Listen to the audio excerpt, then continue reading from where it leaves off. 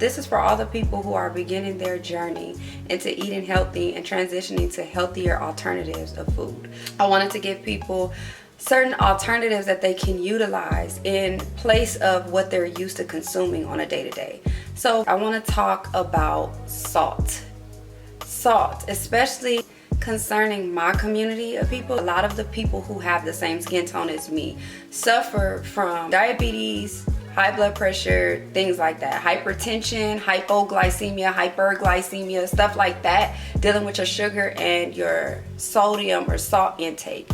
And I really want to discuss salt first, because salt is the one thing that I think that we don't take into account that really contributes to a lot of the health issues that we have. First of all, salt is dehydrating, okay? The salt that is actually processed and chemicalized, okay? Some of the salts that we do consume, especially if we go to restaurants and things like that, they're not using natural sea salt. They are using processed salt, table salt, the white dry salt, to season your food. And a lot of times this is resulting in the health issues that we see when people have water retention, hypertension, which is high blood pressure. This is why you're getting it, because it's a processed salt. Okay, so I just want to give you guys an alternative, and I want to discuss one salt that I know for a fact that everybody has in their household, and it is the Umbrella Lady salt.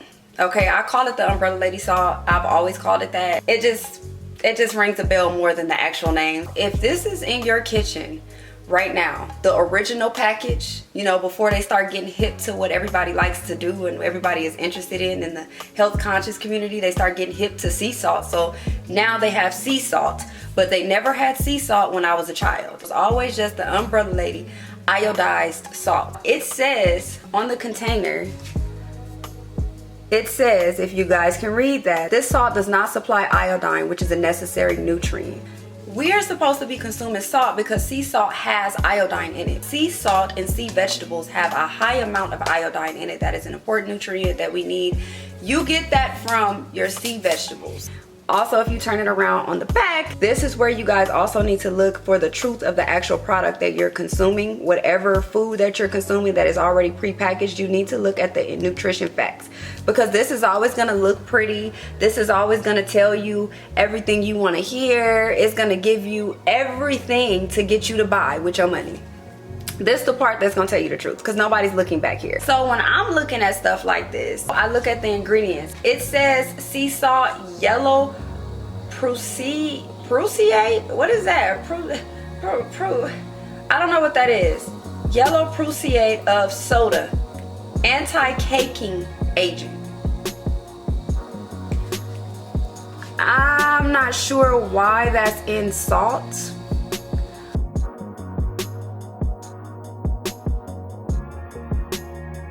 I don't know who did this and why they did it, but at least they tried to get sea salt, but this ain't the right sea salt. I don't know who bought that, but we gonna have a conversation, because that, I don't know what that is. This is an alternative to that salt. This is actually one of the best alternatives to that kind of salt. This is gray Celtic sea salt. This salt is the salt that you need to actually be looking for in the grocery stores.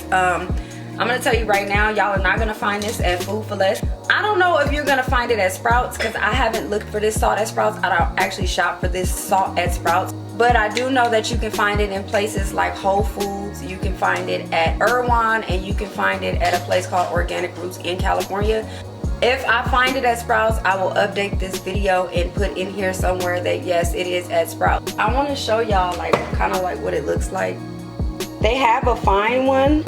But this one is mostly granulated. I don't know if you can see on my hands that it looks kind of like it has a water content still, if you can see. I hope y'all can see this. But anyway, natural sea salt actually still has some type of water content to it. So that's how you also know when something is like really in its natural state, is if it still has a slight water content. And you can kind of look at the container and see like the salt kind of sticks to the container. It's sticking to the container. So that doesn't mean that it's bad or anything like that. That just means that it still carries a water content. You should look for that when you're looking at salt. Now, if you're a person who is just now getting into transitioning into healthier alternatives in your life, you may want to gravitate towards the pink Himalayan sea salt. From my own personal research, pink Himalayan sea salt is also not a great thing for us to consume. It also has a very dry texture, just like the Umbrella Lady salt. I want to tell y'all to just go for the salts that have the water content still in them. Like I said, some people like pink Himalayan sea salt. If that's what you want to go for, I say anything is better than the white table salt. Anything is better than that. Gray sea salt is the better alternative. Celtic sea salt is actually a brand. That is where I get my salt from. It's in a blue package at Whole Foods and at other health food stores. There's another salt brand called, I think, Real Salt, and they actually have salt. It's gray, but it kind of looks like it's kind of pink too, but it has a water content. That was one of the salts I was also using at one point. Those are two good alternatives for salt if you need to switch out. If you have highly artificial processed salts in your house, I don't care if it is garlic salt, get rid of it. Seasoning salt, I know y'all like to cook with seasoning salt. When I used to eat eggs, I used to like to make my eggs with seasoning salt. Absolutely not. Absolutely not. I'm telling you right now, what's causing y'all having all these hypertensive issues and, you know, the other issues that we have in our body causing the dehydration and all of that high water retention is because you're not getting all of the necessary nutrients that are compacted inside of the actual gray sea salt. Anything that comes from the sea, like sea moss, kelp, nori, all that type of stuff, sea vegetables, is going to contain iodine. If it don't have the iodine, just stay away from it. So if you know what to look for, you know how to better serve yourself. So when you're going to the grocery stores and you're looking for salt alternatives, like I said, pass up the Umbrella Lady salt and just try to focus more on getting salts that are a healthier alternative for you. And that is all I have today for salt.